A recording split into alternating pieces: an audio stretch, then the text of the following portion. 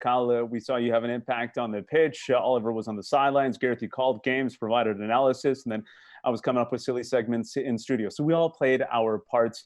What's your lasting memory of these island games? Kyle, we'll start with you. I think just the grind and just how unique the situation was. I mean, the games were happening very quick early on, especially in the schedule that we had. We were playing a game every 3 days.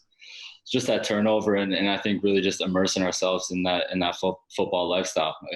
We've spoke about it a few times. We couldn't hide in any of that. We couldn't hide in the hotel. So whether it was a bad practice, a bad game, or whatever, you had to have that short memory and kind of get on with it and continue to do everything as professional as possible and keep living above the line in that sense. And we were lucky enough to have a team that fully bought into that mindset. And I think that's something that's going to, stick with me for a while. Ollie, what about for you? You were there as well, taking it all in the bubble. Yeah, well, it was probably witnessing what Kyle just talked about, to be honest. Like, I thought just the commitment of the players and coaches, through 6 weeks to leave their whole lives behind and do nothing apart from really, play soccer and train and be with their teammates was just super impressive. And it's something that I think bodes really well for this league and for the standard of Canadian soccer generally. The standard of football I thought was good given the circumstances, given, the lack of preparation time and things like that. Just, listening to the coaches and watching how they work day in, day out, the kind of meticulousness of their preparation, the insight I gained personally just from being able to talk to them every single day.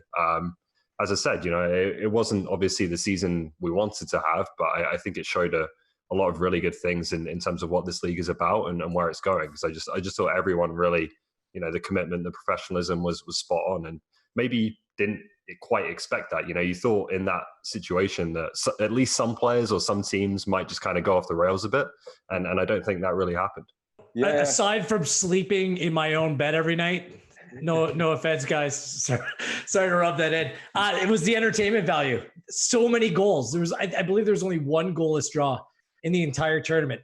And the penalties, like the handballs, have foreshadowed what now the Premier League's going through. That's what I kind of wanted to ask Kyle. Like when you're going through that, you're seeing penalty after penalty, game after game, and the penalties being called in a way that typically footballers aren't used to. What was that like, knowing how much you were sacrificing into kind of being thrown, this frustration your way during games as they were playing out? Yeah, I mean, it's definitely a curveball. I think we can honestly say that we were on both sides of it. Obviously, we felt that we had one that was pretty harsh in the sense that it was given from a fourth official from 50 yards away. And we were definitely gifted one against Halifax in that second game that definitely wasn't. But it's on the basis of the one that should have been called in the first half. So as a player, it's frustrating. I mean, it's the nature of the game. It kind of is what it is. You got to deal with it. Obviously, you have to manage your emotions in those sense. And again, it's something that gets thrown at you. You kind of got to deal with it. But yeah, it's tough, man. When you're putting everything you have into this in such a sort of a tournament style format, it can be definitely very cruel at times. So what do you do? Like as a player now, are you guys talking about adjusting to the rule, or do you just hate the rule, or will the rule have to evolve? What do you think about that? Well, I mean, it seems that it's under interpretation every single ref you get. So for one, I would hope across the board figure it out, and then maybe they can explain it to us the way that they see it, because clearly we're reading the rule in different ways. So I mean, if we could figure that one out and have some clarity across the board, I think that would be a good start. What did we say? New uniforms with pockets? You can just tuck your your heads right into your kit. I was gonna say, like, how do you even adjust to that beyond jumping with your hands by your sides and like keeping them glued there, right? Like, there's nothing you can do. Yeah, I mean, it's tough, and it's definitely a harsh one, that's for sure. Yeah, especially, it's got to be tough when you're jumping up in the air. Speaking of penalties specifically, though, one player, your teammate, Paolo Sabak, converted 2 for you guys. But when you look at his tournament as a whole, maybe not the type of production that you would have liked to see from the newcomer who was brought in really to replace Tristan Borges and fill that void. Oliver, this is a question that I'm going to bring up to you first. Does he need to play a bigger role for Forge FC with those big games coming up in CONCACAF League play, and as well for the that CAN Champs final? Yeah, to be honest, I kind of disagree with the whole premise of this, to be honest. Like, I heard some people saying, they needed a bit more out of him. I thought it was pretty good.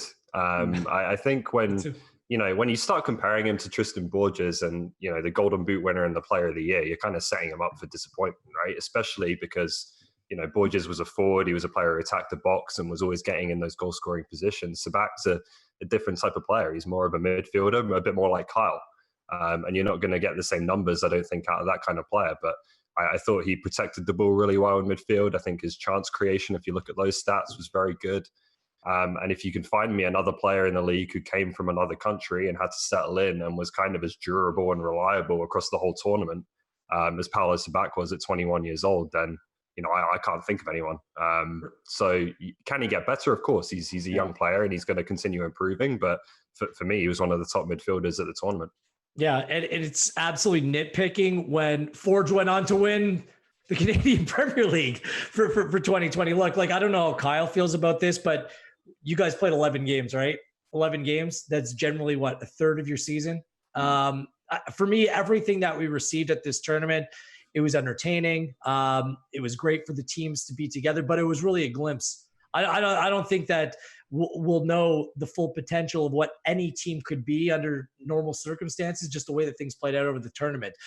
This was tournament football, and Forge were the best over the course of this tournament. But when you want to spread it out for an entire season and new players coming in, I think it's difficult to judge. Yeah, Kyle, does he have another gear? Can we expect more from him in these upcoming games? Yeah, I kind of agree with what Wheels and Oliver said. I think it is a bit harsh in the fact that we have this nature of kind of looking at goals and assists and just straight stats without actually watching the game. But if you see what this guy does on the field, he's an unbelievable talent. You can go back to a few, and he has a couple chances that he'll be the first one to say he should have scored. That puts him at 4 right away. Then all of a sudden, This conversation is different. But kind of touched on that tournament style and how weird this was. It was such a unique situation where everything was kind of rhythm and how you're fitting into the team and kind of building on that confidence that what you need when you're finishing. You have to get into that rhythm, and you kind of have to.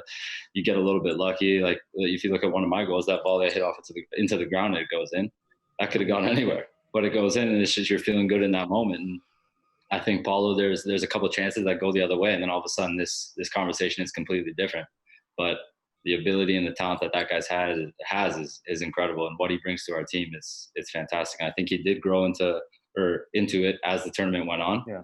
And he does. Yeah, he has a few more gears, but I think that's not a slight on what he did and what he was able to contribute throughout this tournament. I just have to ask this. Correct me if I'm remembering wrong here, but I think you guys had to be on a bus to the airport pretty early the morning after the final. Could you just describe the scene on that trip? It was like The Walking Dead. I mean, I was 30 minutes late for the bus, so I was hurting, man. It was that was definitely a rough wake up. Hey, can I ask you a question about the bubble? Because when you're stuck with the same people for you said 43, 45 days, some guys you're buds with, you could probably deal with it. I know in my case, if I go away to the cottage with friends, the weekend's fine. If it was a week, I'd drive them crazy, right? So which one of your teammates were you like, okay, see you later. Don't message me. I'll see you at training in a week. You just needed a break for them because they're a little bit too much. Honestly, well, I was rooming with Eddie, so I think we were good. Obviously, we get along well, but us just kind of being on the older end of the spectrum if you look across our roster, we just went in and we straight up were like, all right, man, we're in a relationship for 43 days, so we better start communicating a little better. Yeah. we both understood when we needed our little time to ourselves and just not really say anything, no words, and kind of just went to whether it was the team room or hung out outside or whatever it may be, but and there's no shame in that. I like to keep to myself a few times, so it's tough to be around everyone 24/7. You need a few hours to just shut off and be alone. So I think we handled it pretty well, and we were kind of driving that point home to everyone else and just making sure everyone was taking care of their room as best as they could. Did anyone ask to switch roommates? Not that I know of, man. Honestly, I surprisingly, I think we got a good little group in terms of guys who can mesh with each other. But if they didn't say anything. They just kept it to themselves, and they've probably just been cursing them out since they've got home. Who knows?